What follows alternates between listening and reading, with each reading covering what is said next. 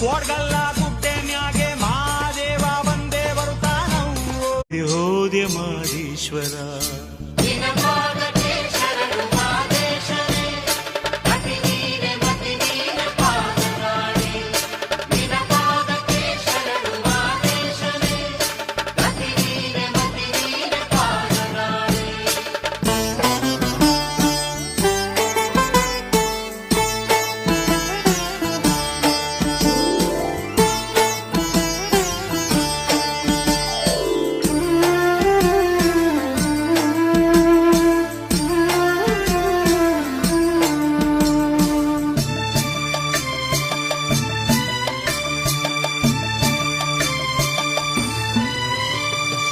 ಸಿರಿಗಂಗೆಯಾಗಿ ನಾ ಹರಿದು ಬಂದರೆ ನಿನ್ನ ಸಿರಿಪಾದವ ತೊಳೆವೆನಯ್ಯ.